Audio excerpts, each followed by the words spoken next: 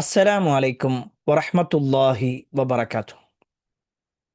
അൽഹംദുലില്ലാഹി റബ്ബിൽ ആലമീൻ വസ്സലാത്തു വസ്സലാമു അലാ റസൂലില്ലാഹ് വഅലാ ആലിഹി വഅസ്ഹാബിഹി അജ്മഈൻ അമ്മാ ബഅദ്.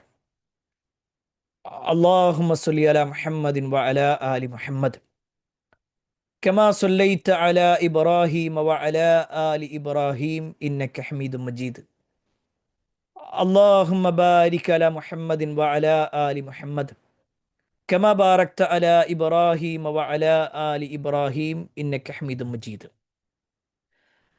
أعوذ بالله من الشيطان الرجيم. بسم الله الرحمن الرحيم. يا أيها الذين آمنوا اتقوا الله حق تقاته ولا تموتن إلا وأنتم مسلمون. ഏറെ സ്നേഹാധനീയരായ സത്യവിശ്വാസികളെ, സഹോദരന്മാരെ, സഹോദരിമാരെ, അള്ളാഹുവിൻ്റെ അപാരമായ അനുഗ്രഹത്താൽ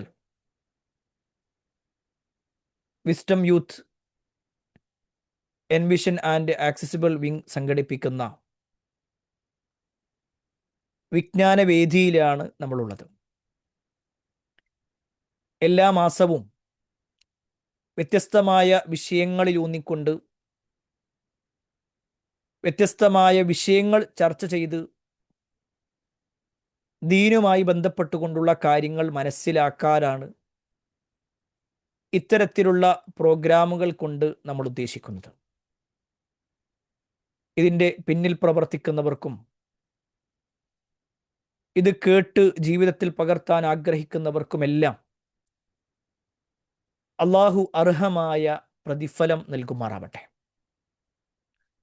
പ്രിയപ്പെട്ടവരെ, ഇത്തരത്തിൽ ഒരു പ്രോഗ്രാം സംഘടിപ്പിക്കുന്നത് തീർച്ചയായും നമ്മുടെ ജീവിതത്തിൽ ചില അറിവുകൾ അല്ല, ചില തിരിച്ചറിവുകൾ ലഭിക്കുന്നതിന് വേണ്ടിയാണ്. പ്രത്യേകിച്ച് ഈ ഒരു മാസം നമ്മൾ തെരഞ്ഞെടുത്തിട്ടുള്ളത്, ഈ ഒരു മാസക്കാലം നമ്മൾ നിരന്തരമായി കേട്ടുകൊണ്ടിരിക്കുന്ന, നമ്മളേവരും നമ്മുടെ നമസ്കാരത്തിൽ പലപ്പോഴും ഉച്ചരിക്കുന്ന ഒരു പേര് കൂടിയായ ഇബ്രാഹിം നബി അലൈഹിസ്സലാമയുടെ ചരിത്രവും അദ്ദേഹത്തിൻ്റെ മാർഗമായ മില്ലത്ത് ഇബ്രാഹീമുമായി ബന്ധപ്പെട്ടുകൊണ്ട് ചില കാര്യങ്ങൾ ചർച്ച ചെയ്യുന്നതിന് വേണ്ടിയാണ്. ഒരുപക്ഷെ കാലങ്ങളായി ഇബ്രാഹിം നബി അലൈഹിസ്സലാമിനെ കുറിച്ചും അദ്ദേഹത്തിൻ്റെ കുടുംബത്തിൽ അദ്ദേഹത്തിൻ്റെ മകനായ ഇസ്മായിൽ നബി അലൈഹിസ്സലാമും ഭാര്യയായ സാറാ ബീവിയും ഹാജറ ബീവിയും ഒക്കെ നമുക്ക് സുപരിചിതമായ പേരുകളാണ്. എന്നാൽ അവരുടെ ജീവിതത്തിലെ, നമ്മുടെ ജീവിതത്തിലേക്ക് വെളിച്ചമാകുന്ന ചില പേജുകളുണ്ട്. മില്ലത്ത് ഇബ്രാഹിം എന്ന് പറയുമ്പോൾ, ഇബ്രാഹിം നബി അലൈഹിസ്സലാമിൻ്റെ മാർഗം എന്ന് പറയുമ്പോൾ, ആരാണ് ഇബ്രാഹിം നബി അലൈഹിസ്സലാമെന്നും എന്താണ് അദ്ദേഹത്തിൻ്റെ മില്ലത്തിൻ്റെ പ്രത്യേകത എന്നും ആ പ്രവാചകൻ്റെ ജീവിതത്തെ ചെറിയ രൂപത്തിലൊന്ന് മനസ്സിലാക്കാനാണ് ഈ ഒരു വിജ്ഞാനവേദി കൊണ്ട് ഉദ്ദേശിക്കുന്നത്. അള്ളാഹു ദീനിനെ കൃത്യമായി പറയാനും കേൾക്കാനും അത് ജീവിതത്തിൽ പകർത്താനുമൊക്കെയുള്ള തൗഫീക്ക് നമുക്കെല്ലാം നൽകുമാറാവട്ടെ. പ്രിയപ്പെട്ടവരെ, ആദ്യമായിട്ട് ഓർമ്മപ്പെടുത്താനുള്ളത്, ആരാണ് ഇബ്രാഹിം? മറ്റു വ്യക്തികളിൽ നിന്നും വ്യത്യസ്തമായി നമ്മുടെ നേതാവായ മുഹമ്മദ് മുസ്തഫ സല്ലല്ലാഹു അലൈഹി വസല്ലമ തന്നെ ഞാൻ ഇബ്രാഹിം നബി അലൈഹിസ്സലാമിൻ്റെ മാർഗത്തിലാണ് എന്നും, റസൂലുള്ളാഹി സ്വല്ലല്ലാഹു അലൈഹി വസല്ലമക്ക് ഒരു ആൺകുട്ടി ജനിച്ചപ്പോൾ എൻ്റെ പിതാവായ ഇബ്രാഹിം നബിയുടെ പേര് ഞാൻ ആ മകനിട്ടിട്ടുണ്ട് എന്നും പറഞ്ഞ് പരിചയപ്പെടുത്തിയിട്ടുണ്ടെങ്കിൽ അതിൽ നിന്ന് തന്നെ നമുക്ക് മനസ്സിലാക്കാൻ പറ്റും ഇബ്രാഹിം നബി അലൈഹിസ്സലാമിൻ്റെ സ്ഥാനം എത്രത്തോളം ഉണ്ടത്. ഏകദേശം 4000 വർഷങ്ങൾക്ക് മുമ്പ് ഇറാഖിലെ ബാബിലോൺ എന്ന് പറയുന്ന പ്രദേശത്ത് ഊർ എന്ന് പറയുന്ന പട്ടണത്തിലാണ് ഇബ്രാഹിം നബി അലൈഹിസ്സലാം ജനിക്കുന്നത്. അദ്ദേഹത്തിൻ്റെ നാടിൻ്റെ അവസ്ഥ എന്ന് പറഞ്ഞാൽ അങ്ങേയറ്റം പരിതാപകരമായിരുന്നു. സ്വന്തം കൈകൾ കൊണ്ടുണ്ടാക്കിയ വിഗ്രഹങ്ങൾ ആരാധിച്ച് പൂജിച്ച് തങ്ങളുടെ ആവശ്യങ്ങളും ആവലാദികളുമെല്ലാം ആ വിഗ്രഹത്തോട് പറയുന്ന അങ്ങേയറ്റം ഖേദകരമായ ഒരു അവസ്ഥയായിരുന്നു അന്നുണ്ടായിരുന്നത്. ആ വിഗ്രഹങ്ങളുടെ നടുവിലേക്കാണ് ഇബ്രാഹിം നബി അലൈഹി സ്വലാം ജനിച്ചു വീണത് എന്ന് പറഞ്ഞാൽ പോലും അതിൽ ഒരു അതിശയോക്തിയില്ല. കാരണം ഇബ്രാഹിം നബി അലൈഹി സ്വലാമിൻ്റെ വാപ്പയായ ആസർ ഒരു വിഗ്രഹാരാധകൻ മാത്രമല്ല, വിഗ്രഹത്തെ പൂജിക്കുന്ന ഒരു പൂജാരിയും അല്ലെങ്കിൽ ആ വിഗ്രഹത്തെ ഉണ്ടാക്കിക്കൊണ്ടിരിക്കുന്ന ഒരു നിർമ്മാതാവുമൊക്കെയായിരുന്നു എന്നാണ് ചരിത്രങ്ങളിൽ നമുക്ക് കാണുവാൻ സാധിക്കുന്നത്. അങ്ങനെയുള്ള ഒരു നാട്ടിലേക്ക്, ഒരു കുടുംബത്തിലേക്ക്, ബിംബങ്ങളുടെ നടുവിലേക്ക്, വിഗ്രഹാരാധകന്മാരുടെ നടുവിലേക്ക് ഇബ്രാഹിം നബി അലൈഹി സ്വലാം ജനിച്ചു വീണിട്ടും തൻ്റെ കുടുംബവും തൻ്റെ നാടും എങ്ങനെയാണോ അതുപോലെ തന്നെ ഞാനും ജീവിക്കട്ടെ എന്ന് ഇബ്രാഹിം നബി അലൈഹി സ്വലാം തീരുമാനിച്ചില്ല. മറിച്ച് എന്താണോ അള്ളാഹുവിൻ്റെ അടുക്കൽ നിന്നും ദീനായി ലഭിച്ചത്, പ്രമാണമായി എന്ത് ലഭിച്ചോ അത് കൃത്യമായി ഉൾക്കൊണ്ട് ജീവിക്കാനും അതനുസരിച്ചുകൊണ്ട് മുന്നോട്ട് പോകാനുമാണ് ഇബ്രാഹിം നബി അലൈഹി സ്വലാം പരിശ്രമിച്ചത്. പ്രിയപ്പെട്ടവരെ, ഞാൻ ഇങ്ങനെ പറയുമ്പോൾ നമ്മൾ ഓരോരുത്തരും പരിശോധിക്കണം.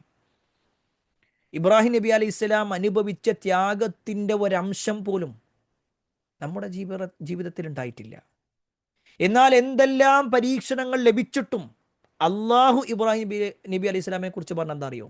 ഇബ്രാഹിമുല്ലദി വഫ. ഇബ്രാഹിം എല്ലാം പൂർത്തിയാക്കിയാണ്. വഫ എന്നുള്ള പ്രയോഗം എന്താ വെച്ചാൽ എല്ലാം പൂർത്തിയാക്കി. അള്ളാഹു സുബ്ഹാനഹു തആല എന്ത് കൽപ്പിച്ചോ അത് പൂർത്തിയായി ചെയ്ത ആളാണ്. അത് പകുതിക്കിട്ട് അവസാനിപ്പിച്ചിട്ടില്ല.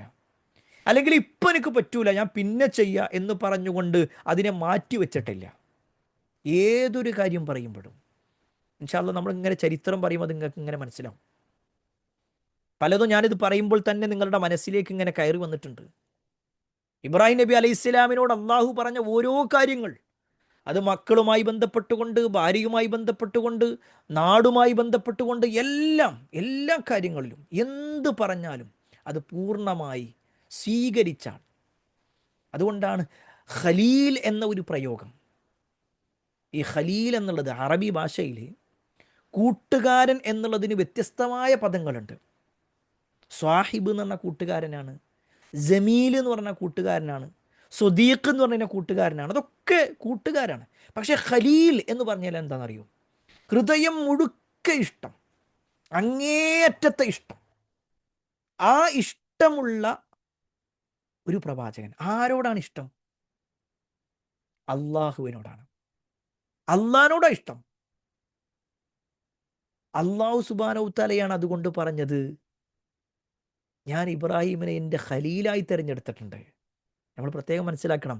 ഇബ്രാഹിം നബി അലൈഹി സ്വലാം പറയല്ല, ഇബ്രാഹിം നബി അലൈഹി സ്വലാം മറ്റുള്ളവരോട് പറയല്ല, അള്ളാഹിനെ ഞാൻ എൻ്റെ ഖലീലായി തിരഞ്ഞെടുത്തിട്ടുണ്ട് എന്നല്ല പറഞ്ഞ്, അള്ളയാണ് തിരഞ്ഞെടുത്തത്. വത്തഖദല്ലാഹു ഇബ്രാഹിമ ഖലീല. അള്ളാഹു ഇബ്രാഹിമിനെ തൻ്റെ ഖലീലായി തിരഞ്ഞെടുത്തിട്ടുണ്ട്. അങ്ങേറ്റത്തെ ഇഷ്ടം അള്ളാഹ്ക്ക് ഇബ്രാഹിം നബിയോടുണ്ട്, ഇബ്രാഹിം നബിക്ക് അള്ളാഹിനോടുണ്ട്. അള്ളാഹുവിൻ്റെ ഖലീലുമാർ രണ്ടാളുകളാണ്. ഒന്ന് ഇബ്രാഹിം നബി അലൈഹി സ്വലാം ആണെങ്കിൽ മറ്റൊന്ന് നമ്മുടെ നേതാവായ അഷ്റഫുൽ ഖൽക്ക് മുഹമ്മദ് മുസ്തഫ സല്ലല്ലാഹു അലൈഹി വസല്ലമയാണ്.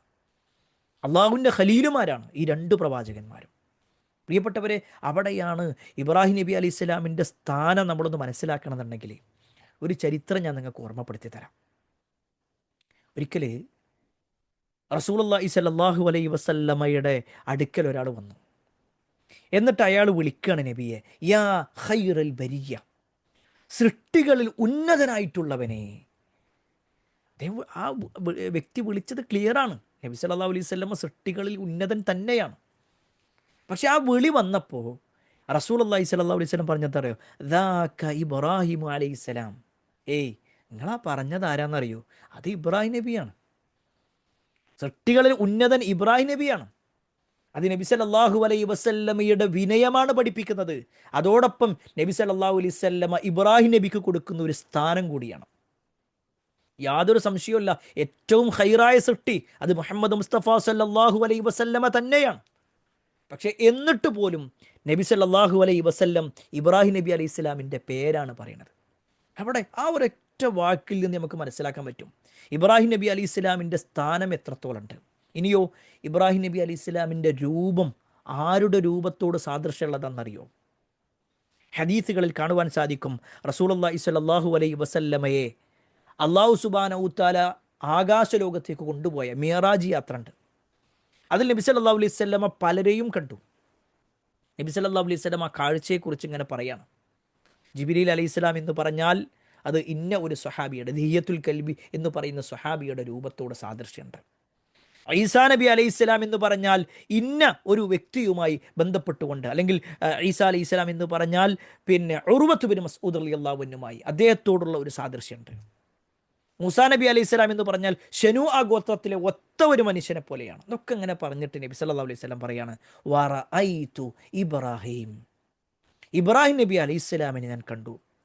ഫഇദാ അഖ്റബു മിൻ മൻ റഅയ്തു ബിഹി ശബഹൻ സാഹിബുക്കും യഅനി നഫ്സ. നബി സല്ലല്ലാഹു അലൈഹി വസല്ലം പറയാണ് നിങ്ങളുടെ കൂട്ടുകാരനോട് സാദൃശ്യമുള്ള രൂപത്തിലാണത്. നബിനെ തന്നെ പറയാം. നബി സല്ലല്ലാഹു അലൈഹി വസല്ലമയുടെ രൂപത്തോട് സാദൃശ്യമാണ് ഇബ്രാഹിം നബി അലൈഹി ഇസ്ലാമിന്. ഇബ്രാഹിം നബി അലൈഹി ഇസ്ലാമിൻ്റെ രൂപം നബിയുടെ രൂപത്തോട് സാദൃശ്യമാണ്. അപ്പം അത്രയും വലിയ അടുപ്പം ഇബ്രാഹിം നബി അലൈഹി ഇസ്ലാം ഉണ്ടെങ്കിൽ പ്രിയപ്പെട്ടവരെ, അതുകൊണ്ട് തന്നെയാണ് നമ്മളോട് ഇബ്രാഹിം നബി അലൈഹി ഇസ്ലാമിൻ്റെ മാർഗം സ്വീകരിക്കാൻ, മില്ലത്ത് ഇബ്രാഹിം സ്വീകരിക്കാൻ വേണ്ടി പഠിപ്പിച്ചിട്ടുള്ളത്. സത്യത്തിൽ എന്താണ് ഈ മില്ലത്ത് ഇബ്രാഹിം? ഒരുപാട് തവണ നമ്മൾ കേട്ടിട്ടുണ്ടാകും. ഇബ്രാഹിം നബി അലൈഹി ഇസ്ലാമിൻ്റെ മാർഗം ഏറ്റവും ഉത്തമമായ മാർഗം. അള്ളാഹു വിശുദ്ധ ഖുർആനിലൂടെ പറഞ്ഞു, ഖദ് കാനത് ലക്കും ഉസ്വത്തുൻ ഹസന ഫീ ഇബ്രാഹിമ വല്ലദീന മഅഹു. ഇബ്രാഹിം നബി അലൈഹി ഇസ്ലാമിലും അദ്ദേഹത്തിൻ്റെ കൂടെയുള്ളവരിലും നിങ്ങൾക്ക് ഉത്തമമായ ഒരു മാതൃകയുണ്ട്. മില്ലത്ത് ഇബ്രാഹിം, ഉസ്വത്തുൻ ഹസന, രണ്ട് പ്രയോഗങ്ങൾ. ഇബ്രാഹിം നബിയുടെ മാർഗം, ഉസ്വത്തുൻ ഹസന, ഏറ്റവും ഉത്തമമായ മാർഗം. എങ്കിൽ പ്രിയപ്പെട്ടവരെ, എന്താണ് ആ ഒരു ഉത്തമമായ മാർഗം? എന്താണ് ആ മില്ലത്ത് ഇബ്രാഹിം? അതിലേറ്റവും പ്രധാനപ്പെട്ട എന്താണെന്നറിയോ? അല്ലാഹു സുബ്ഹാനഹു വതആല എന്ത് കൽപ്പിച്ചാലും അത് ശിരസാ വഹിക്കാൻ, അത് കേൾക്കാനുള്ളൊരു മനസ്സുണ്ടായിരുന്നു. ഞാനവിടെ ഒരുപാട് വിശദീകരണങ്ങളിലേക്ക് പോകുന്നില്ല. മറിച്ച് അല്ലാഹു സുബ്ഹാനഹു വതആല ഇബ്രാഹിം നബി അലൈഹി സ്വലാമിനെ വിശേഷിപ്പിച്ച 3 വിശേഷണങ്ങൾ പറഞ്ഞുതരാം. അത് മാത്രം നിങ്ങൾ കേട്ടാൽ മതി. 3 കാര്യങ്ങൾ മാത്രം. അതിലുണ്ട് എല്ലാ കാര്യങ്ങളും. വിശുദ്ധ ഖുർആനിലൂടെ അല്ലാഹു സുബ്ഹാനഹു വതആല ഇബ്രാഹിം നബി അലൈഹി സ്വലാമിൻ്റെ പ്രത്യേകത പറയണം. നമ്മൾ ഇബ്രാഹിം നബി അലൈഹി സ്വലാമിൻ്റെ പേരുകളെ കുറിച്ചൊക്കെ മനസ്സിലാക്കി. എന്നാൽ ഇബ്രാഹിം നബി അലൈഹി സ്വലാമിൻ്റെ വിശേഷണം പറയണം. ഇബ്രാഹിം നബി അലൈഹി സ്വലാമിൻ്റെ സ്ഥാനം തന്നെ നമുക്കറിയാം. ഒരുപാട് പ്രത്യേകതകൾ നമ്മൾ വിശദീകരിച്ചു കഴിഞ്ഞു. എല്ലാ മതക്കാരും ഞങ്ങളുടെ നേതാവ് എന്നാണ് പരിചയപ്പെടുത്തുന്നത്. ജൂതന്മാരെ സംബന്ധിച്ചിടത്തോളം അബ്രഹാം പ്രവാചകൻ ഞങ്ങളുടെ നേതാവാണെന്നാണ് പറയുന്നത്. ക്രൈസ്തവർ പറയുന്നു അബ്രഹാം പ്രവാചകൻ ഞങ്ങളുടെ പ്രവാചകനാണെന്ന്. ലോകത്തുള്ള മുഴുവൻ മുസ്ലിമീങ്ങളും ഐക്യകണ്ഠേന പറയുന്നു ഇബ്രാഹിം നബി അലൈഹി സ്വലാം ഞങ്ങളുടെ നേതാവാണ്. ആ തത്വത്തിൽ ലോകത്തിൻ്റെ ഒരു 90% ആളുകളും പറയുന്നു ഞങ്ങളാളാണ്. കാരണം പ്രധാനപ്പെട്ട 3 മതങ്ങളാണല്ലോ, ഇസ്ലാം മതവും അതേപോലെ തന്നെ പിന്നെ ക്രൈസ്തവ മതവും അതേപോലെ തന്നെ ജൂതമതവും.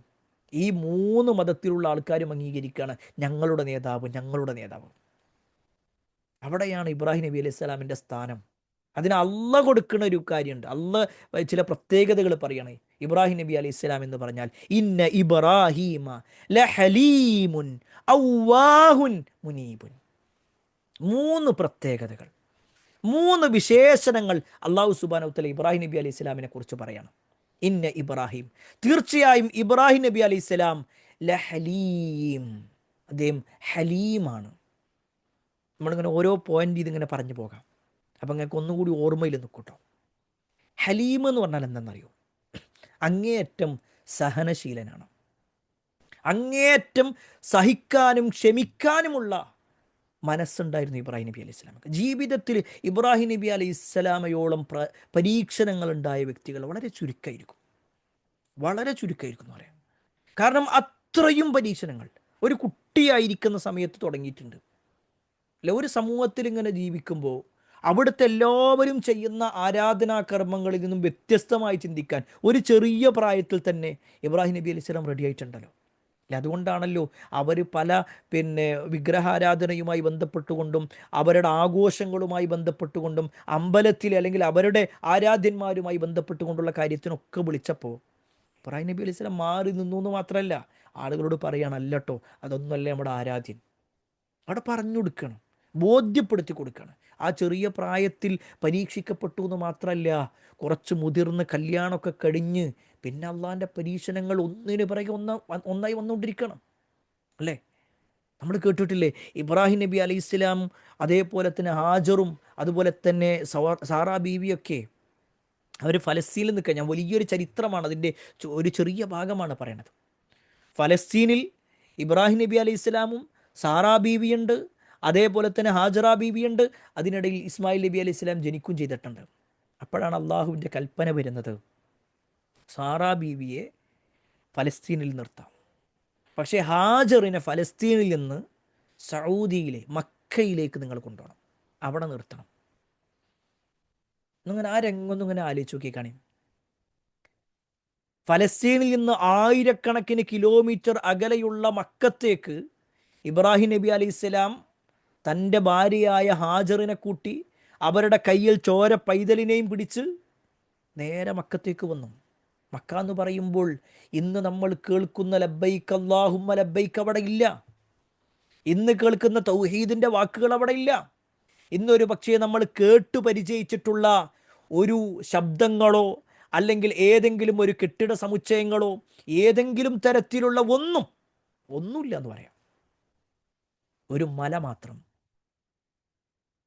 ഒരുപാട് മലകൾ കൂടി അതിൻ്റെ നടുവിലേക്ക് ഇബ്രാഹിം നബി അലൈഹി സ്വലാം ദിവസങ്ങളോളം യാത്ര ചെയ്തു വന്ന് തൻ്റെ ഭാര്യയായ ഹാജറിനെയും തൻ്റെ കുട്ടിയായ ഇസ്മായിലിനെയും അവിടെ ഇരുത്തി. ഇസ്മായിലിനെ ഹജറിൻ്റെ കയ്യിൽ കൊടുത്തു. ഒരു കൂജയിൽ അല്ലെങ്കിൽ ഒരു തോലിസഞ്ചിയിൽ കുറച്ച് വെള്ളമുണ്ട്, കുറച്ച് ഈത്തപ്പഴമുണ്ട്. അവരുടെ കയ്യിൽ കൊടുത്തിട്ട് തിരിച്ചു പോരുകയാണ്. അള്ളാഹിൻ്റെ കൽപ്പനയാണ്. ഹാജറിനൊന്നും മനസ്സിലായില്ല. ഹാജർ ചോദിക്കുന്ന ഒരു ചോദ്യമുണ്ട്.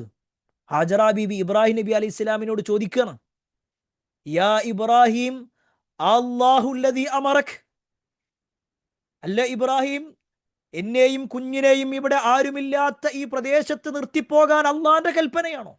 അല്ല കൽപ്പിച്ചതാ? ഇബ്രാഹിം നബി അലൈഹി സ്വലാം പതിഞ്ഞ സ്വരത്തിൽ പറഞ്ഞു, അതെ, അല്ല പറഞ്ഞതാ, അല്ല പറഞ്ഞതാ.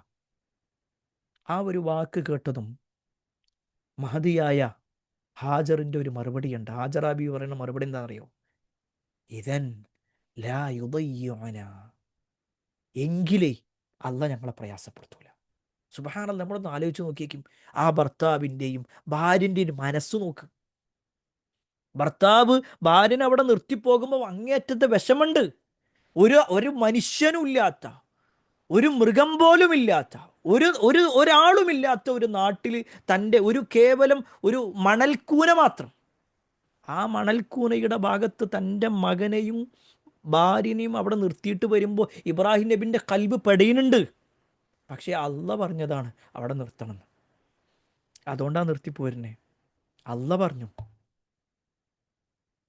അവിടെ ഹാജറിൻ്റെ മനസ്സോക്ക്, ഇബ്രാഹിം എന്ന് പറയുന്ന ഭർത്താവിനെ കണ്ട് ദീന് മനസ്സിലാക്കി ദീനനുസരിച്ച് ജീവിക്കുന്ന ആ ഹാജറ ബീവി പറയണ എന്താ, ഇതല്ല യുദയ്യവന, അങ്ങനെ അല്ല പറഞ്ഞിട്ടുണ്ടോ? എന്നാ അല്ല ഞങ്ങളെ പ്രയാസപ്പെടുത്തൂല. സുബ്ഹാനല്ലാഹ്, നമ്മളൊന്ന് ആലോചിച്ച് നോക്കി കാണി, അല്ല എന്നെ പ്രയാസപ്പെടുത്തൂല. ഇപ്പം ഞാൻ അനുഭവിക്കുന്നുണ്ട് ചില പ്രയാസങ്ങളൊക്കെ, പക്ഷേ അല്ല വിചാരിച്ച എല്ലാം ക്ലിയർ ആവുന്നു. അതിനൊക്കെ പഠിച്ചോ എനിക്ക് പ്രതിഫലം തരൂലേ? അല്ലേ? അവിടെ ഒന്ന് ആലോചിച്ച് നോക്കി കാണും. ഹാജർ അല്ല പ്രയാസപ്പെടുത്തൂല എന്ന് പറയുമ്പോൾ എങ്ങനെ രക്ഷപ്പെടുത്തുന്ന അവർ വിചാരിച്ച്? ആകാശലോകത്തുനിന്ന് വേറെന്തെങ്കിലും വരാനുണ്ടോ? അല്ലെങ്കിൽ അവിടെ വേറെന്തെങ്കിലും അവർക്ക് സഹായമായിട്ട് കിട്ടും? ഒന്നും അറിയൂല. ഒരു മനുഷ്യക്കുഞ്ഞു പോലും അവിടെ ഇല്ല, ഹാജറും ഇസ്മായിലും അല്ലാതെ. എന്നാലും പറച്ചിലെന്താ അറിയോ? അല്ല പ്രയാസപ്പെടുത്തൂല. നമ്മളൊന്ന് ആലോചിച്ച്, നമുക്ക് പറയാൻ കഴിയും അങ്ങനെ? നമ്മളെ ജീവിതത്തിൽ ചില പ്രതിസന്ധികൾ ഉണ്ട്. പക്ഷെ അവിടെ ആ പ്രതിസന്ധികൾ ഇങ്ങനെ വരുമ്പോൾ നിരാശയുള്ള ഒരു ജീവിതമാണോ വിശ്വാസിക്കുണ്ടാവേണ്ടത്? അല്ല, അല്ല എന്നെ പ്രയാസപ്പെടുത്തൂല, എനിക്കിപ്പോൾ ഒരു ബുദ്ധിമുട്ടുണ്ട്, പക്ഷേ ഇതിനേക്കാൾ ഹൈറായത്, എനിക്ക് തരാൻ കഴിവുള്ളവനാണ് എൻ്റെ റബ്ബ്. ഇപ്പം ഞാൻ അനുഭവിക്കുന്ന എന്ത് പ്രശ്നങ്ങളുണ്ടെങ്കിലും ആ പ്രശ്നം പരിഹരിക്കാനും ഇനി ആ പ്രശ്നത്തോടു കൂടി ഞാൻ മരിക്കാനാണെങ്കിൽ അതിലൂടെ എനിക്ക് സ്വർഗമാകുന്ന ഏറ്റവും വലിയൊരു അനുഗ്രഹം അത് തരാൻ കഴിവുള്ളവനാണ്. പിന്നെന്തിനാ ഞാൻ ബേജാറാവേണ്ട ആവശ്യം? സഹോദരിമാരോട് പറയട്ടെ, നമ്മുടെ കുടുംബത്തിൽ പ്രയാസം അനുഭവിക്കുന്ന നമ്മുടെ ഇണകൾ, നമ്മുടെ സഹോദരങ്ങൾ, അവർക്ക് വേണ്ടി ഞാനൊന്ന് ചെറിയ രൂപത്തിൽ ഒരു സഹനശീലനായി മാറിയാൽ, ഞാനൊരു ഹലീമായി മാറിയാൽ, ഹലീമത്തായി മാറിയാൽ, അവിടെ എനിക്കതിൽ അള്ളാൻ്റെ അടുക്കൽ വലിയ പ്രതിഫലം കിട്ടുന്നുണ്ട്. ഞാൻ ചെയ്തു കൊടുക്കുന്ന ഓരോന്നിനും അള്ളാൻ്റെ അടുക്കൽ വലിയ വലിയ പ്രതിഫലമുണ്ട് എന്ന ബോധ്യമാണ് പ്രിയപ്പെട്ടവരെ നമുക്കുണ്ടാവേണ്ടത്. അവിടെ നമുക്കുള്ള അവസരങ്ങൾ, ആ അവസരങ്ങൾ ഒരിക്കലും നമ്മൾ നഷ്ടപ്പെടുത്തരുത്. പ്രത്യേകിച്ച് അള്ളാഹു സുബ്ഹാനഹു വ തആല ഇബ്രാഹിം നബി അലൈഹി സ്വലാമിനെ കുറിച്ച് പറഞ്ഞു, സഹനശീലനാണ്. എന്ത് പ്രശ്നമുണ്ടോ, എന്താണ് ഇപ്പോൾ ഇത് പടച്ചോ എൻ്റെ കാര്യത്തിൽ ഇങ്ങനെ, എന്തപ്പോൾ എനിക്ക് മാത്രം ഇങ്ങനെ പറഞ്ഞ പ്രിയപ്പെട്ടവരെ അതിന് പരിഹാരമാകൂ? അതൊരു പരിഹാരമാണോ ശരിക്ക്? നിരാശയല്ലത്, അല്ലെ? നിരാശയല്ലത്. സത്യത്തിൽ എന്താ വേണ്ടത്? എൻ്റെ റബ്ബ് എന്നെ സഹായിക്കും. ഞാനിവിടെ സാന്ദർഭികമായിട്ടൊരു ചരിത്രം കൂടി പറഞ്ഞു തരട്ടെ. ഇപ്പം ഇബ്രാഹിം നബി അലൈഹി സ്വലാമിൻ്റെ സന്താന പരമ്പരയിൽപ്പെട്ട ഒരാളുണ്ട്, മഹാനായ അയ്യൂബ് നബി അലൈഹി സ്വലാം. അല്ലെ, ആ പേര് കേട്ടിട്ടുണ്ടാവും നമ്മൾ. ഇബ്രാഹിം നബി അലൈഹി സ്വലാമിൻ്റെ മകൻ ഇസ്ഹാഖ് നബിയുടെ മകൻ ഈസിൻ്റെ മകനാണ് അയ്യൂബ് നബി അലൈഹി സ്വലാം. പേരക്കുട്ടിൻ്റെ കുട്ടി എന്ന് വേണമെങ്കിൽ പറയാം. ആ അയ്യൂബ് നബി അലൈഹി സ്വലാമിൻ്റെ പേര് കേൾക്കാത്തവർ ചുരുക്കമായിരിക്കും. വിശുദ്ധ ഖുർആനിലും അദ്ദേഹത്തിനെ കുറിച്ച് ഒരുപാട് തവണ വന്നിട്ടുണ്ട്. എന്നാൽ പ്രിയപ്പെട്ടവരെ, അദ്ദേഹം അനുഭവിച്ച പ്രയാസങ്ങൾ നമ്മൾ കേട്ടിട്ടില്ലേ? എത്ര കാലം വന്നേ? നമ്മൾ അയ്യൂബ് നബി അലൈഹി സ്വലാമിൻ്റെ ചരിത്രം അങ്ങനെ വായിക്കുമ്പോൾ എല്ലാവിധ സൗകര്യങ്ങളോടും കൂടിയാണ് അയ്യൂബ് നബി അലൈഹി സ്വലാം ജീവിച്ചത്. ഒരുപാട് മക്കളുണ്ടായിരുന്നു, ആൺകുട്ടികളും പെൺകുട്ടികളൊക്കെ ആയിട്ട് ഒരുപാട് മക്കൾ, നല്ല സമ്പത്ത്. എത്രയെന്ന് ചോദിച്ചാൽ അദ്ദേഹത്തിനുള്ള ആടുമാട് ഒട്ടകങ്ങളൊക്കെ ആയിട്ട് ഒരുപാടുണ്ടായിരുന്നു. എല്ലാം കിട്ടി. പക്ഷേ എല്ലാം കിട്ടിയിട്ടും അള്ളാഹു ചില പരീക്ഷണങ്ങളിലേക്ക് ഇങ്ങനെ അയ്യൂബിനെ ഇങ്ങനെ കൊണ്ടുപോവുകയാണ്. അദ്ദേഹത്തിൻ്റെ സമ്പത്ത് ഇങ്ങനെ ഇല്ലാതാകാൻ തുടങ്ങി. അദ്ദേഹത്തിൻ്റെ മക്കൾ ഇല്ലാതാകാൻ തുടങ്ങി. ഓരോ മക്കൾ ഇങ്ങനെ മരിക്കുക. പാപ്പ ജീവിച്ചിരിക്കെ മക്കൾ ഇങ്ങനെ മരിച്ചുകൊണ്ടിരിക്കുക. മക്കളും എല്ലാം മരണപ്പെട്ടു. സമ്പത്ത് മുഴുവൻ ഇല്ലാതായി. അയ്യൂബ് നബി അലൈഹി സ്വലാമിൻ്റെ ശരീരത്തിൽ രോഗം പിടിപെട്ടുകൊണ്ട് അദ്ദേഹത്തിന് നിൽക്കാൻ കഴിയാത്തൊരവസ്ഥ, ഇരിക്കാൻ കഴിയാത്തൊരവസ്ഥ, അങ്ങേയറ്റം ബുദ്ധിമുട്ട്. അവസാനം താൻ ഇരിക്കുന്ന ഭാഗത്ത് നിന്ന് അവിടുന്ന് മാറിപ്പോകേണ്ടി വന്നു. അദ്ദേഹത്തിൻ്റെ ഭാര്യയും 2 സുഹൃത്തുക്കളും മാത്രം ബാക്കിയായിരുന്നു. ആ 2 സുഹൃത്തുക്കളാകട്ടെ അങ്ങാടിയിൽ നിന്ന് എന്തെങ്കിലുമൊക്കെ കൊടുന്നെടുക്കാനും കാര്യങ്ങളൊക്കെ അറിയിച്ചു കൊടുക്കാനും വേണ്ടി പിശാച് നല്ലോണം ഇടപെട്ടു. അയ്യൂബ് നബി അലൈഹി സ്വലാമിൻ്റെ അടുക്കിലേക്കും വന്നു, ഭാര്യൻ്റെ അടുക്കിലേക്കും വന്നു, നാട്ടുകാരുടെ അടുത്തേക്കും ചെന്നു. ഇതൊരു പ്രവാചകനാണ്, ഇങ്ങനെയൊക്കെ പരീക്ഷണങ്ങൾ ഉണ്ടാകൂ?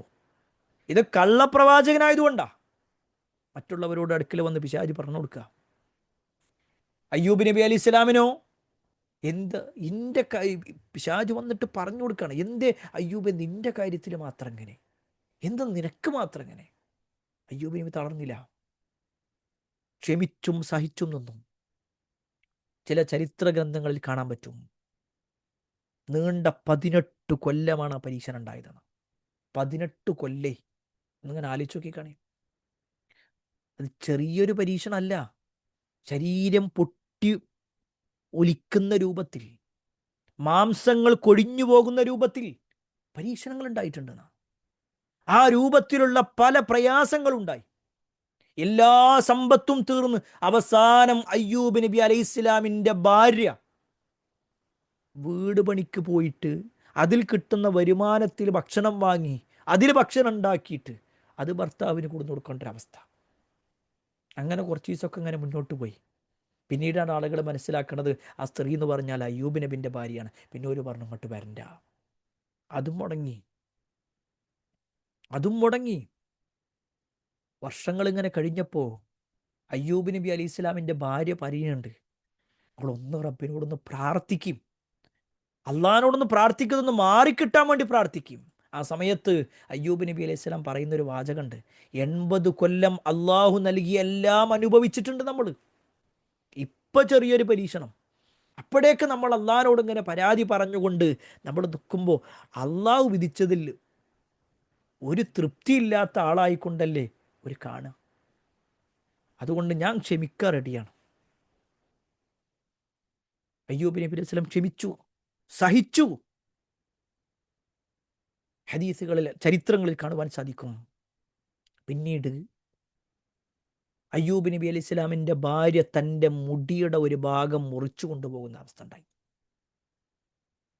മുടി മുറിച്ചിട്ട് അതിൻ്റെ പകുതി എടുത്തിട്ട് കൊണ്ടുപോയി ചന്തയിൽ കൊണ്ടുപോയി വിറ്റ് അതിന്ന് കിട്ടുന്ന പൈസയുമായിട്ട് വന്നു ഭർത്താവിന് ഭക്ഷണം കൊടുത്തു. കുറച്ച് ദിവസം അങ്ങനെ മുന്നോട്ട് പോയി.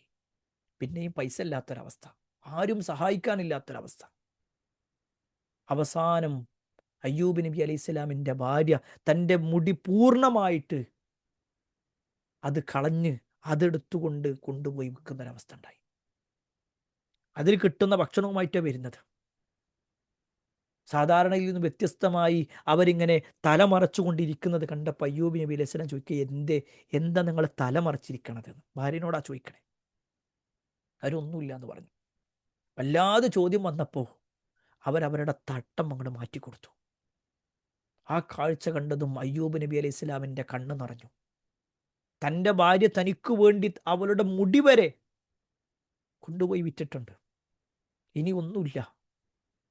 ആ ഒരു ബേജാറിൽ, ആ ഒരു വിഷമത്തിൽ അയ്യൂബ് നബി അലൈഹി സ്വലാം ഒരു പ്രാർത്ഥന നടത്തുന്നുണ്ട്. വഇദ് നാദാ റബ്ബഹു അന്നീ മസ്സനിയ ദുർ വഅൻത അർഹമുർ റഹീമീൻ. അല്ലേ, അയ്യൂബ് നബി അലൈഹി സ്വലാം പറയാണ്, എന്താ പ്രാർത്ഥിക്കുന്നത്? അന്നീ മസ്സനിയ ദുർ, അല്ലാഹുവേ എനിക്ക് ദുർറ് ബാധിച്ചിട്ടുണ്ട്, എനിക്ക് ഉപദ്രവം ബാധിച്ചിട്ടുണ്ട്, പ്രയാസം ബാധിച്ചിട്ടുണ്ട്. വഅൻത അർഹമുർ റഹീമീൻ, അല്ലാഹുവേ നീ കരുണ ചൊരിയുന്നവരിൽ കരുണാമയനാണല്ലോ. ഇവിടെ നിന്ന് ആ വാചകം നോക്കിക്കാണ്. അവിടെ എവിടെയും പരാതിയില്ല, അവിടെ എവിടെയും പ്രാർത്ഥനയും നേർക്കുനേരെ വന്നിട്ടില്ല. തൻ്റെ വിഷമം അല്ലാഹുവിനെ ഓർമ്മപ്പെടുത്തിയെന്ന് മാത്രം. എന്നാലും റബ്ബേ നീ കരുണാമയനാണെന്നാണ്. എന്തേ റബ്ബേ എൻ്റെ കാര്യത്തിൽ ഇങ്ങനെ പറഞ്ഞില്ല. എത്ര കാലമായി ഞാൻ ഇങ്ങനെ പ്രയാസപ്പെടുന്നു എന്ന പരിഭവത്തിൻ്റെ വാക്ക്, നിരാശയുടെ വാക്കൊന്നും വന്നില്ല.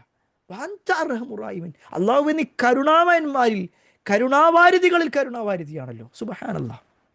പ്രിയപ്പെട്ടവരെ, അവിടെ റബ്ബ് കേട്ടു ആ പ്രാർത്ഥന. റബ്ബ് കേട്ടു. അയ്യൂബ് നബി അലൈഹി സ്വലാമിൻ്റെ രോഗം പൂർണ്ണമായി മാറ്റിക്കൊടുത്തു എന്ന് മാത്രമല്ല, അദ്ദേഹത്തിന് എന്തെല്ലാം നഷ്ടപ്പെട്ടോ അതെല്ലാം അല്ലാഹു തിരിച്ചു കൊടുത്തു. നമ്മളിവിടെ ഇങ്ങനെ മനസ്സിലാക്കണം, നമ്മുടെ ജീവിതത്തിലുണ്ട് പരീക്ഷണങ്ങൾ. അവിടെ അള്ളാഹിനെ കുറ്റപ്പെടുത്തുന്ന, അള്ളാഹുവിൻ്റെ വിധിയിൽ അതൃപ്തി കാണിക്കുന്ന, എപ്പോഴും പഴിചാരിക്കൊണ്ടിരിക്കുന്ന, ശാപത്തിൻ്റെ വാക്കുകൾ പറഞ്ഞുകൊണ്ടിരിക്കുന്ന നമ്മൾ മില്ലത്ത് ഇബ്രാഹിമിലാകൂ. ഞാൻ കുറ്റപ്പെടുത്തല്ല കേട്ടോ, കുറ്റപ്പെടുത്തി പറഞ്ഞതല്ല. മറിച്ച് ലഹലീമുൻ എന്ന് പറയുമ്പോൾ ഇബ്രാഹിം നബി അലൈഹി സ്വലാം ഹലീമാണെങ്കിൽ ആ ഹലീമാവാൻ, ആ മില്ലത്തിൽ പെടാൻ നമ്മൾ റെഡിയാവണം. നമ്മൾ അവിടെ ആത്മാർത്ഥമായിക്കൊണ്ട് എല്ലാ അർത്ഥത്തിലും സഹനശീലരായി മാറാൻ നമ്മൾ പരിശ്രമിക്കണം. രണ്ടാമത്തെ വിഷയം, അല്ലാഹു സുബ്ഹാനഹു വ തആല ഇബ്രാഹിം നബി അലൈഹി സ്വലാമിനെ കുറിച്ച് പറയാണ്, ഔവാഹുൻ. ഇബ്രാഹിം നബി അലൈഹി സ്വലാം ഔവാഹാണ്. ഔവാഹ് എന്ന് പറഞ്ഞാൽ അനുകമ്പയുള്ളവനാണ്, അങ്ങേയറ്റം അനുകമ്പയുള്ളവൻ. ആരുടെ വിഷയത്തിൽ? എല്ലാവരോടും അനുകമ്പയിലായിരുന്നു ഇബ്രാഹിം നബി അലൈഹി സ്വലാം, എല്ലാവരോടും. എത്രത്തോളം എന്നാൽ അദ്ദേഹത്തെ പ്രയാസപ്പെടുത്താൻ വേണ്ടി വന്ന ആളുകളുണ്ട്, ഉപദ്രവിക്കാൻ വേണ്ടി വന്നവരുണ്ട്, കൊലപ്പെടുത്താൻ വേണ്ടി വന്നവരുണ്ട്. അവരോട് ആരോടുപോലും അവരോടൊരു ശാപത്തിൻ്റെ വാക്ക് ഇബ്രാഹിം നബി അലൈഹി സ്വലാമിൻ്റെ നാവിൽ നിന്ന് വന്നിട്ടില്ല. എന്തിനേറെ സ്വന്തം കുടുംബത്തിൻ്റെ വിഷയത്തിൽ പോലും അങ്ങേയറ്റത്തെ ഒരു ചേർത്ത് പിടിക്കൽ. അതാണ് ഔവാഹ് എന്ന് പറഞ്ഞാൽ. ആ ഒരു അനുകമ്പയും ആ നിരക്കുള്ള ഒരു സഹവർത്തിത്വമൊക്കെ ഉണ്ടാകുക എന്നുള്ളത്, ഒരു സാഹോദര്യ ബന്ധം ഉണ്ടാകുക എന്നുള്ളത്, ദാമ്പത്യ ജീവിതത്തിൽ ആ ഒരു ബന്ധം ഉണ്ടാകുക എന്നുള്ളത്, അവിടെയൊക്കെ നമ്മളിങ്ങനെ ആലോചിക്കണം. നമ്മുടെ ജീവിതത്തിൽ അവസരങ്ങളാണ്. ഒരു ഭർത്താവ് എന്ന് പറഞ്ഞാൽ ഭാര്യയെ പരിചരിക്കാനുള്ളൊരു അവസരമാണ്. ഒരു ഭാര്യ എന്ന് പറഞ്ഞാൽ ഭർത്താവിനെ പരിചരിക്കാനുള്ളൊരു അവസരമാണ്. അതെങ്ങനെ നിർവഹിക്കുമ്പോഴാണ് അള്ളാഹിൻ്റെ അടുക്കൽ പ്രതിഫലം കിട്ടുക? നമ്മൾ ആലോചിച്ച് നോക്കിയിട്ടുണ്ട്. നമ്മളെല്ലാം ചെയ്യുന്നുണ്ട്, നമ്മൾ പലതും ചെയ്തു കൊടുക്കുന്നുണ്ട്. നമ്മുടെ ഇണക്കും തുണക്കുമായിട്ടുള്ള, ഇണയും തുണയുമായിട്ടുള്ള എല്ലാവർക്കും, അല്ലെങ്കിൽ ചിലപ്പോൾ നമ്മുടെ മക്കളുടെ കാര്യത്തിൽ, മാതാപിതാക്കളുടെ വിഷയത്തിലൊക്കെ നമ്മൾ പലതും ചെയ്യുന്നു. പക്ഷേ എപ്പോഴും ആ ഒരു നീയത്ത് മാറിപ്പോണൊരവസ്ഥ അല്ലെ, ചെയ്യുമ്പോൾ പോലും ഒരു മനസ്സറിഞ്ഞുകൊണ്ട് അള്ളാഹിൻ്റെ അടുക്കൽ ഒരു പ്രതിഫലം ആഗ്രഹിച്ചുകൊണ്ട് ചെയ്യുന്ന അവസ്ഥ വളരെ ചുരുക്കം. പല ആളുകളും എന്താണെന്ന് വെച്ച് കഴിഞ്ഞാൽ ഒരു പ്രാഗി പറഞ്ഞു പോകുന്ന ഒരു ശാപത്തിൻ്റെ വാക്കുകളൊക്കെ ആകെ കുടുങ്ങിപ്പോയി എന്നൊക്കെ പറഞ്ഞ് അങ്ങനത്തെ ഒരു ശൈലിയിലാണ് പലപ്പോഴും പോകാറുള്ളത്. പ്രിയപ്പെട്ടവരെ, എല്ലാവരും അങ്ങനെയാണെന്നല്ല കേട്ടോ ഞാൻ പറയണത്. ചിലപ്പോഴെങ്കിലും ആ നിരാശ നമ്മുടെ ജീവിതത്തിലുണ്ടാവും. ആ നിരാശയുടെ വാക്കുകൾ അവിടെ നമ്മൾ ആലോചിക്കേണ്ട അറിയും. നമ്മുടെ ഇബ്രാഹിം നബി അലൈഹി സ്വലാമിനെ നമ്മുടെ കാലം ഒരു നാട് മുഴുക്ക ഇബ്രാഹിം നബിക്ക് എതിരായില്ലേ. അദ്ദേഹത്തിൻ്റെ വാപ്പയായ ആസർ എന്താ പറഞ്ഞേ? ഈ ആസറിൻ്റെ ശരിക്കും താറഹ് എന്നുള്ളൊരു പേരുണ്ട്. താറഹ് അല്ലെങ്കിൽ താരിഖ് എന്നൊക്കെ പറയുന്ന ഒരു പേരുണ്ട്. ശരിക്കും അദ്ദേഹത്തിൻ്റെ പേര്, ആ വ്യക്തിയുടെ പേര് അതാണ്. ആസർ എന്നുള്ളത് വിശുദ്ധ ഖുർആനിൽ വന്ന പേരാണ്. ഈ ഒരു ആസർ തൻ്റെ മകനായ ഇബ്രാഹിം നബി അലൈഹി സ്വലാമിനെ വിളിച്ച് പറഞ്ഞു, ഇനി മേലെ നിൻ്റെ ദാവൂത്തായിട്ട് ഇവിടെ ഇറങ്ങിപ്പോണം, അല്ലെങ്കിൽ ഞാൻ നിന്നെ കല്ലെറിഞ്ഞു ഓടിക്കുന്നൊക്കെ പറഞ്ഞു. അല്ലേ?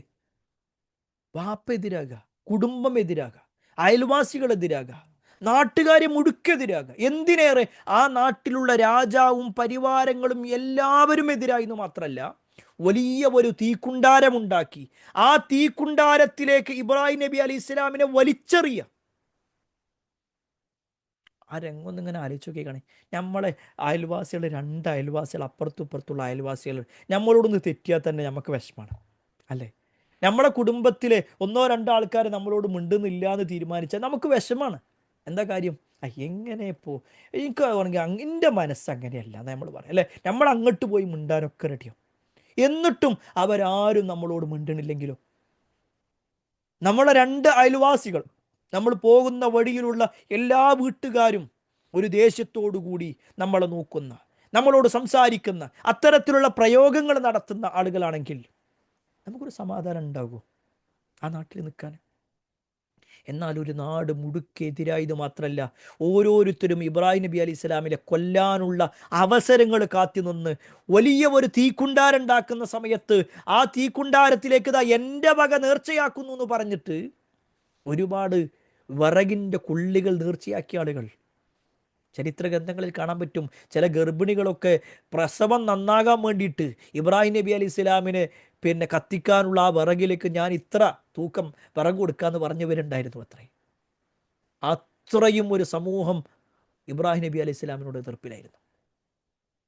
പക്ഷേ ഇബ്രാഹിം നബി അലൈഹി സ്വലാമ ഒറ്റ വാക്കേ പറഞ്ഞോളൂ, ഒറ്റ വാക്ക്, ഹസ്ബി അല്ലാ, ഹസ്ബി അല്ലാ, എനിക്ക് അല്ലാ മതി, എനിക്ക് അല്ലാ മതി, വനിഅമൽ വക്കീൽ, അവനോളം ഏൽപ്പിക്കാൻ വേറെ ആരാണുള്ളത്? ഏറ്റവും ഉത്തമമായി ഏൽപ്പിക്കാൻ അവൻ മാത്രമുള്ളൂ. എൻ്റെ എന്ത് പ്രശ്നം ഞാൻ ആരോടും പറയണ്ട, ഒരാളോടും എൻ്റെ പരിഭവം പറയണ്ട, എല്ലാം പറഞ്ഞാൽ കേൾക്കാൻ സന്നദ്ധനായ ഒരു റബ്ബ്, അസ്സമീഅ, എല്ലാം കേൾക്കുന്നവനായ റബ്ബ്, അൽ മുജീബ്, എല്ലാത്തിനും ഉത്തരം തരാൻ കഴിയുന്ന റബ്ബ്, അൽ ഖദീർ, എല്ലാത്തിനും കഴിവുള്ള റബ്ബ്, അൽ ബസീർ, എല്ലാം കാണുന്ന, അൽ അലീം, എല്ലാം അറിയുന്ന റബ്ബ്. സുബ്ഹാനല്ലാഹ്, അള്ളാഹിനെ കുറിച്ച് എന്തെല്ലാം വാക്കുകളല്ല നമുക്ക് പറഞ്ഞു തന്നിട്ട്. നമ്മളങ്ങനെ ആലോചിച്ച് കാണി. അങ്ങനെയുള്ള ആ ഒരു റബ്ബ് എനിക്ക് എൻ്റെ സഹായിയായിട്ടുണ്ട് എന്ന് ഇബ്രാഹിം നബി അലൈഹി സ്വലാം പറഞ്ഞിട്ടുണ്ടെങ്കിൽ നമ്മളെ ജീവിതത്തിലുണ്ടല്ലോ, അല്ലേ? നമ്മളെ ജീവിതത്തിൽ ജീവൻ നഷ്ടപ്പെടുന്ന രൂപത്തിലുള്ള പ്രയാസങ്ങളൊന്നുമില്ല. ചില ബുദ്ധിമുട്ടുകൾ, ചില വാക്കുകളിലുള്ള പാളിച്ചകൾ, ചില പോരായ്മകൾ, ചില ദേഷ്യപ്പെടലുകൾ, ഇതൊക്കെയല്ലേ ഉള്ളത്. എന്നാൽ പ്രിയപ്പെട്ടവരെ, അവിടെ നമ്മൾ എൻ്റെ റബ്ബ് എനിക്കുണ്ട്. ആരൊക്കെ എന്നോട് എതിർപ്പ് നിന്നാലും, ആരൊക്കെ ഞാനുമായിട്ട് തെറ്റി നിന്നാലും അല്ലാഹ് എൻ്റെ കൂടെ ഉണ്ട്. എനിക്കെൻ്റെ റബ്ബ് മതി, എനിക്കെൻ്റെ റബ്ബ് മതി. കാരണം എന്താണെന്നറിയോ? എൻ്റെ എല്ലാ പ്രശ്നങ്ങളും പരിഹരിക്കാൻ കഴിയുന്നവൻ എൻ്റെ റബ്ബ് മാത്രമാണ്. ആ ഒരു ബോധ്യപ്പെടലാണ് പ്രിയപ്പെട്ടവരെ നമ്മളിൽ ഉണ്ടാവേണ്ടത്. അതാണ് അല്ലാഹ് അങ്ങേറ്റം അനുകമ്പയുള്ള കുടുംബജീവിതത്തിലൊക്കെ ഒരു ഭാര്യ എന്ന നിലക്ക് ഒരു വിട്ടുവീഴ്ച, അതിൻ്റെ ഭർത്താവ്, അതിൻ്റെ ഭാര്യയാണ്, അല്ലേ? ആ ഒരു ചിന്ത ഉണ്ടല്ലോ, ഞാൻ അവർക്ക് കുറച്ചൊക്കെ കുറഞ്ഞു കൊടുക്കണം, അതിലൂടെ എനിക്ക് കുറേ പടച്ചോനിൽ നിന്ന് കൂലി കിട്ടുന്നു. അതല്ലേ നമ്മളെ നേതാവ് പഠിപ്പിച്ചു തന്നിട്ടുള്ളത്? റസൂലുള്ളാഹി സ്വല്ലല്ലാഹു അലൈഹി വസല്ലം അതല്ലേ പഠിപ്പിച്ചത്?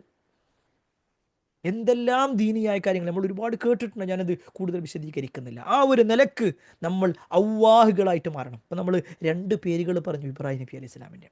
ഒന്ന് ഹലീമാണ്, അങ്ങേയറ്റം സഹനശീലനാണ്. രണ്ടാമത്തതോ ഔവാഹുൻ, അങ്ങേയറ്റം അനുകമ്പയുള്ളവനാണ്. മൂന്നാമത്തെ എന്താണെന്നറിയോ? മുനീബ്, പശ്ചാത്താപമുള്ളവൻ, മടങ്ങുന്നവൻ എന്നൊക്കെ പറയാം. അള്ളാഹുലേക്ക് മടക്കുക. എന്ത് കാര്യം അള്ളാഹുലേക്കാണ് മടക്കുക. അള്ളാഹുലേക്ക് മടക്കുക. നമ്മളല്ല തീർപ്പ് കൽപ്പിക്കേണ്ടത്, അള്ളാഹുലേക്ക് മടക്കുക. എല്ലാ അർത്ഥത്തിലും ആദ്യം നമ്മുടെ ജീവിതത്തിലെ പാളിച്ചകൾ വല്ലതൊക്കെ ഉണ്ടെങ്കിൽ പ്രിയപ്പെട്ടവരെ, അത് നമ്മൾ അള്ളാഹുലേക്ക് മടക്കണം. അള്ളാഹുലേക്ക് തന്നെയാണ് നമ്മൾ മടങ്ങിച്ചെല്ലേണ്ടത് എന്ന ഒരു ബോധ്യത്തോടു കൂടിയായിരിക്കണം നമ്മൾ ജീവിക്കേണ്ടത്. മുനീബ് എന്ന് പറഞ്ഞു കഴിഞ്ഞാൽ അള്ളാഹുലേക്ക് പശ്ചാത്താപമുള്ളവനാകുക എന്നുള്ളത്. ഇബ്രാഹിം നബി അലൈഹി ഇസ്ലാം അതുകൊണ്ടാണ് എന്ത് കാര്യം അല്ല പറയുമ്പോഴും അതിൽ പൂർണ്ണ മനസ്സോടുകൂടി റെഡിയായത്. അല്ലെ, അല്ല പറഞ്ഞല്ലോ മകനെ അറുക്കണം എന്ന് പറയാം, അതും സ്വപ്നത്തിലാണ് പറയണത്.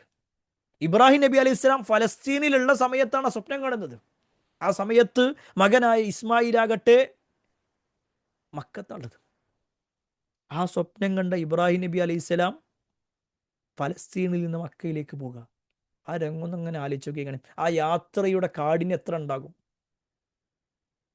അള്ളാന്റെ കൽപ്പന ഉള്ളത് ആദ്യം അല്ല പറഞ്ഞു, ഭാര്യനെയും മകനെയും എന്ത് ചെയ്യണം, അവിടെ നിർത്തണം.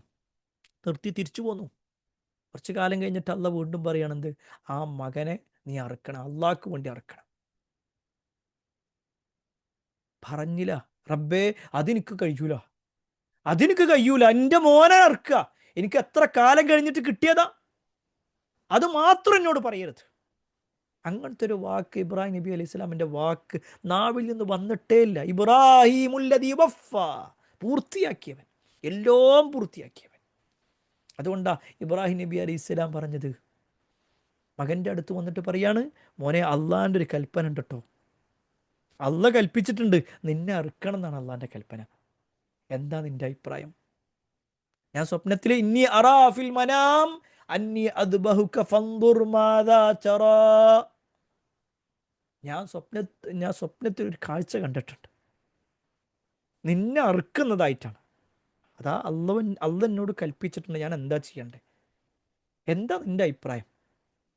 ആ സമയത്ത് മകൻ്റെ, വാപ്പാൻ്റെ മകൻ എന്നൊക്കെ പറയില്ലേ, വാപ്പാക്കൊത്ത മകൻ, ആ മകനായ ഇസ്മായിൽ നബി അലൈഹി സ്വലാം പറയുന്നത്, യാ അബത് ഇഫ് അൽ മാ തുഅമർ, പാപ്പാ എന്താണോ അള്ള നിങ്ങളോട് കൽപ്പിച്ചത് അത് നിങ്ങൾ ചെയ്തോളി, ഒരു പ്രശ്നമല്ല.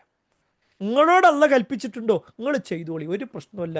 സതജുദ്നി ഇൻഷാ അല്ലാഹു മിന സാബിരീൻ, അള്ള ഉദ്ദേശിച്ചാലേ ഞാൻ സബർ കാണിക്കുന്ന ക്ഷമാശാലികളിൽ നിങ്ങൾക്ക് എന്നെ കാണാൻ പറ്റും. വാപ്പ പറഞ്ഞതിന് പൂർണ്ണ മനസ്സോടുകൂടി മകൻ റെഡിയായി താലങ്ങട് വെച്ചുകൊടുക്കുക, അറുത്തോളിന്നാണ്.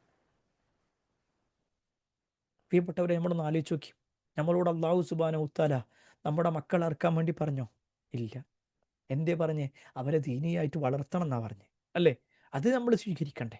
നമ്മുടെ മക്കൾ ദീനിയാവണ്ടേ? നമ്മുടെ മക്കൾ ദീനിയാവണമെങ്കിൽ നമ്മൾ ദീനുള്ളവരാണ്ടേ? ഇസ്മായിൽ നബി അലൈഹി സ്വലാം മനസ്സുകൊണ്ടും ശരീരം കൊണ്ടും വാക്കുകൾ കൊണ്ടും റെഡിയായത് തൻ്റെ വാപ്പയായ ഇബ്രാഹിം നബി അലൈഹി സ്വലാം തൻ്റെ റോൾ മോഡലായതുകൊണ്ടാണ്. അതുകൊണ്ട് പ്രിയപ്പെട്ട രക്ഷിതാവേ, ഉപ്പ, ഉമ്മ, നമ്മൾ എന്ത് ചെയ്യണം? റോൾ മോഡലാവണം. നമ്മൾ സിനിമയും കണ്ട് പാട്ടുകൾ കേട്ട് തോന്നിവാസങ്ങളൊക്കെ പറഞ്ഞ് നമ്മുടെ നാവുകൾ ഇങ്ങനെ ചലിപ്പിക്കുകയാണെങ്കിൽ, എന്നിട്ട് നമ്മൾ നമ്മുടെ മക്കൾ നന്നാവണമെന്ന് പറഞ്ഞാൽ അതുണ്ടാവോ? അതുണ്ടാവില്ലല്ലോ. എങ്കിൽ നമ്മൾ മാറാൻ ശ്രമിക്കുക.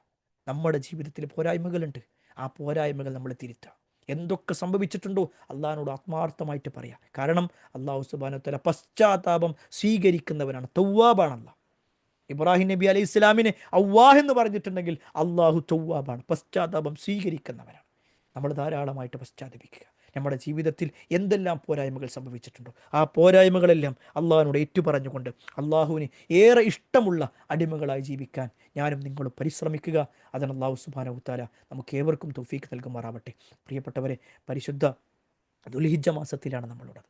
ഈ ദുൽഹിജ്ജയിലെ ഏറ്റവും പ്രധാനപ്പെട്ട ദിവസങ്ങൾ, പ്രത്യേകിച്ച് അറഫയും അതുപോലെ തന്നെ പെരുന്നാളൊക്കെ, നമുക്ക് കേവലം അറഫ എന്ന് പറയുമ്പോൾ നമുക്ക് നോമ്പെടുക്കാം, നല്ല അവസരമാണെങ്കിൽ പെരുന്നാൾ എന്നുള്ളത് എന്തും ചെയ്യാനുള്ളതല്ല, മറിച്ച് അവിടെ അതും ആരാധനയായിട്ടാണ് പരിചയപ്പെടുത്തിയിട്ടുള്ളത്. അതും ഒരു ആരാധനയാണ്.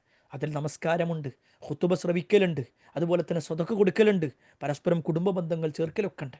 അതിലെവിടെയും തന്നെ സിനിമക്ക് പോകലില്ല, അതിലെവിടെയും തന്നെ ഹറാമ് കാണലില്ല, അതിലെവിടെയും തന്നെ തോന്നിവാസങ്ങൾ പറയലില്ല.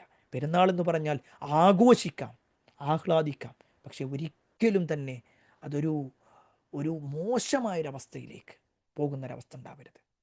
മോശമായൊരവസ്ഥയിലേക്ക് ആഘോഷങ്ങൾ പോകുന്നൊരവസ്ഥ അതുണ്ടാകരുത്. അത് പ്രിയപ്പെട്ടവരെ നമ്മൾ പ്രത്യേകം ശ്രദ്ധിക്കണം എന്നുകൂടി ഓർമ്മപ്പെടുത്തുകയാണ്. അള്ളാഹുവിൻ്റെ റസൂൽ സ്വല്ലല്ലാഹു അലൈഹി വസല്ലം എങ്ങനെയാണോ നമ്മളോട് ആഘോഷിക്കാൻ വേണ്ടി പറഞ്ഞത്, ആ രൂപത്തിൽ ആഘോഷിച്ചുകൊണ്ട് നമ്മൾ മുന്നോട്ട് പോകുക. അള്ളാഹു നമ്മൾ ചെയ്തിട്ടുള്ള എല്ലാ സൽക്കർമ്മങ്ങളും നമ്മളിൽ നിന്നും സ്വീകരിക്കുമാറാവട്ടെ. എല്ലാ അർത്ഥത്തിലും നന്മകൾ ചെയ്ത് ജീവിക്കുന്ന ആളുകളിൽ അള്ളാഹു നമ്മെ ഏവരെയും ഉൾപ്പെടുത്തുമാറാവട്ടെ. നമ്മുടെ ജീവിതത്തിലൊക്കെ ഒരുപാട് പ്രയാസങ്ങളുണ്ട്. ആ പ്രയാസങ്ങളൊക്കെ അള്ളാഹു നമുക്ക് മാറ്റിത്തരുമാറാവട്ടെ. നമ്മൾ അനുഭവിക്കുന്ന എന്തെല്ലാം ബുദ്ധിമുട്ടുകളുണ്ടോ അതിനൊക്കെ അള്ളാഹു സുബ്ഹാനഹു വ തആല നാളെ പരലോകത്ത് നമുക്ക് അർഹമായ പ്രതിഫലം നൽകുമാറാവട്ടെ. നമ്മൾ എടുക്കുന്ന ഓരോ ത്യാഗത്തിനും അള്ളാഹു നമുക്ക് എണ്ണി എണ്ണി പ്രതിഫലങ്ങൾ നൽകുമാറാവട്ടെ. اللهم اغفر للمؤمنين والمؤمنات والمسلمين والمسلمات الأحياء منهم والأموات إنك مجيب الدعوات يا قاضي الحاجات. اللهم اجرنا من النار، اللهم اجرنا من النار، اللهم اجرنا من النار. ربنا آتنا في الدنيا حسنة وفي الآخرة حسنة وقنا عذاب النار. آمين آمين برحمتك يا أرحم الراحمين. والحمد لله رب العالمين. السلام عليكم ورحمة الله وبركاته.